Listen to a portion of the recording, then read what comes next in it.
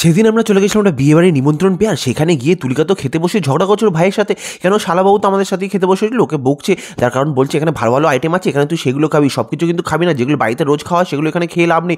তুলিকা তো দেখি লোভও দিচ্ছে, আর আমাকে বলছে তুমি একটু ভালো করে মেনু কার্ডটা চোখ বলি না বাবু। আমি ভালো করে দেখে নিলাম, তুলিকাও ভালো করে দেখে নিলাম, আর প্রথমেই চলে এসছে ফিশ কাটলেট। দেখো মেনু কার্ডে যা যা আছে একদম মিলিয়ে খাবো, কিছু যেন মিস না যায়, তাই সুন্দর করে প্রথমেই ফিশ কাটলেট চলে এসছে। এটা নিয়ে এবার তুলিকা সুন্দর করে হাতে তুলে খাওয়া শুরু করেছে। এটা কি খুব গরম গরম ছিল। তুলিকা প্রথমবার কামড় দিয়ে ওর এক্সপ্রেশন দেখেছো, ওর নাকি খুবই ভালো লেগেছে, কিন্তু আমার খুব একটা ভালো লাগেনি। সত্যি কথা বললাম, আমি এটা একদমই ভালো লাগেনি, আমি তাই বেশি খুব একটা খাইও নি। এরপর দেখলাম চলে এসেছে স্যালাড। আমার ঠিক আছে, এটা এখন ভালো লাগে না, স্যালাড এসছে, স্যালাডটাই খাই। আমি একটু ভালো করে স্যালাডটা দিয়ে দাও। দেখো টেবিলে যারা যারা ছিল সবাই কিন্তু স্যালাডটা নিয়েছে, আমিও নিয়েছি। তুলিকা বলছে আমি নেবো না। তুমি নেবে না কেন, স্যালাড তো সবাই নিচ্ছে, নাও। আচ্ছা ঠিক আছে, আমাকে থেকে আমি তোমাকে একটু দিয়ে দেবো।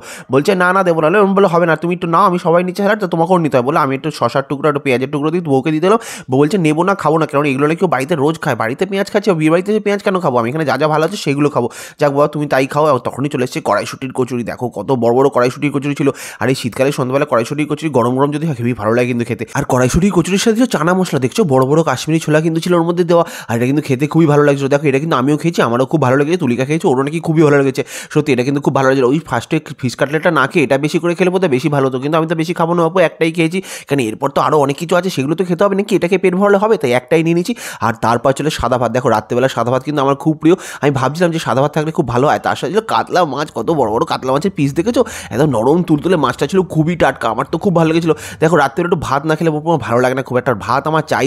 আমি দেখলাম মেনু কার্ডে ভাত তো ছিলই, তার সাথে আরও অনেক কিছু আছে, তাই ভাতটা তোকে খাওয়া শেষ করতে হবে। আর মাছ দিয়ে কিন্তু ভাতটা দারুণ লাগছে। তুলিকাও একটু সুন্দর করে খেয়ে নিল, আমিও খুব সুন্দর করে খেয়ে নিলাম, আমারও খুব ভালো লাগছে। কিন্তু আমার পাশে শালাবু বসে আছে, দেখছো ও কিছু খাই না। ও বলছে আমি এসব কিছু খাবো না, পরে যা যা আছে আমি সেগুলো খাবো। দেখছো আমার শালাবুটা কত রোগা, আর তার দিদিটাকে দেখো কত মোটা। মানে শালা কিছু খাই না, দিদি কিছু ছাড়েই না, দিদি সব খেয়েই যাচ্ছে, শালাবুকে চুপচাপ বসেই আছে, ও কিছু খাচ্ছেই না।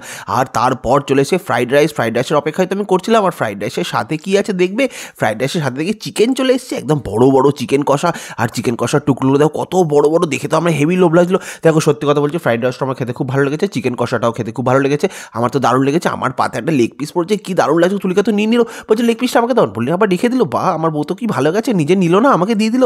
ভালো হয়েছে বাপু, লেগ পিস আমার খেতে খুব ভালো লাগে, আমি খাবো এটা লেগ পিসটা। চুপচুপ করে তুমি খেয়ে নাও আগে ওগুলো দিয়ে, তারপর আমি লেগ পিস খাবো। তুলিকা তো সুন্দর করে ফ্রাইড রাইস দিয়ে মাংস দিয়ে খেয়ে যাচ্ছে, বলছে ওর নাকি খুব ভালো লেগেছে, ও তো টপাটপ করে খেয়ে যাচ্ছে। ভালো হয়েছে বাবু, তুমি তাড়াতাড়ি খেয়ে নাও, আমি চুপি চুপি করে লেগ পিসটা খেয়ে নেবো।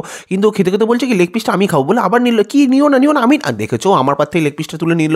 মানে কীরকম বউ, সত্যি আমি খাবো সেটা পাত্তা নেই, ও নিজে খাওয়া চাই যায়। ও লেগ পিসটা তুলে কামড় দিয়ে খেয়ে নিল, ওটা আমাকে দিয়েছিল। বলো তুমি কেন খেলে, তোমার সকাল হাগানা হয় তুমি দেখো। এবার দেখলাম শালাবু নিয়েছে না, ঠিক আছে যাই হোক, বাবা কিছু তো খাচ্ছে, ও একদম কিছু খেতেই চায় না গো, এই জন্যই এত রোগ। আর দিদিটাকে দেখেছো, মানে যা পাচ্ছে সব খাচ্ছে, লোকের পাত থেকে কেড়ে করে খেয়ে নিচ্ছে, আমার কাছ থেকে কেড়ে করে খেয়ে নিচ্ছে, সব খেয়ে নিচ্ছে। এত খেতে খেতে তারপর তুলিকা বলছে কোন নাকি হাগা পেয়ে গেছে।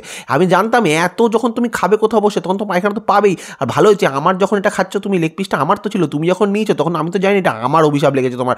ওর চুপচাপ করে উঠে চলে গেল, আর খেলোই না।